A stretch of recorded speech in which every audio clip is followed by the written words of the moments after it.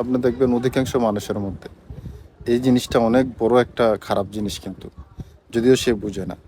অন্যায় করার পর অন্যায় স্বীকার না করা, অনুতপ্ত না হওয়া।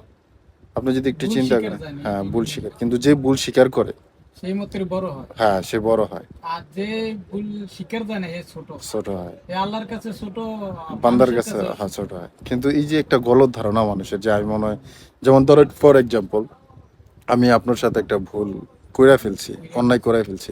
আমি যদি যাই আপনারা বলি, ভাই আমার ভুল হয়েছে, আমার মাফ করে দেন, এর দ্বারা কিন্তু আমি ছোট হইলাম না। না, আপনি বড় হয়েছেন। বরং আপনার আমার দিলের আমার মধ্যে আমার কিন্তু আমার প্রতি আল্লাহ ভালোবাসা বাড়াইয়া দেব। হুম, আমি যদি ভুল যে করার পর কেউ আপনার কাছে ক্ষমা চাই, ওই আমার এটা কিন্তু সুন্দর মন মানসিকতা যার আছে, ওই ব্যক্তি কিন্তু ভুল করার পরে ভুল স্বীকার করে।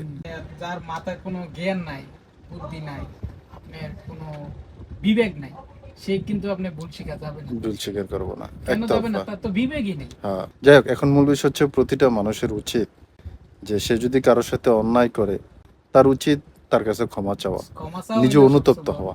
এখন সবচেয়ে বড় যে বিষয়টা, সেটা হচ্ছে একটা মানুষের দ্বারা যদি কোনো প্রকার গুনাহ হয়ে যায়, তাহলে সে সর্বপ্রথম আল্লাহর কাছে অনুতপ্ত হওয়া, আল্লাহর কাছে কান্নাকাটি করা, আল্লাহ আমার দ্বারা তো গুনাহ হয়ে গেছে, মানে গুনাহ কইরা অনুতপ্ততা। লাইছি। হ্যাঁ, আমি ভুল করে ফেলছি, এজন্য তওবা করা, ইস্তেগফার করা। কিন্তু আজকে দেখেন, এই যে এত গুনাহ করি আমরা, তওবা করি কেউ?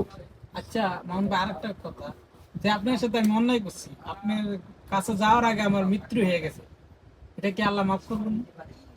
আপনার যদি ক্ষমা নিয়ত করে, চাওয়ার নিয়ত থাকে হ্যাঁ, যে ক্ষমা আমি চাইতে আমি গেছি। আমি এখন তার কাছে ক্ষমা চাইতে যাবো, এই নিয়ত করে আপনি রওনা দিচ্ছেন আর মৌত হয়ে গেছে, এইরকমই তো প্রশ্নটা।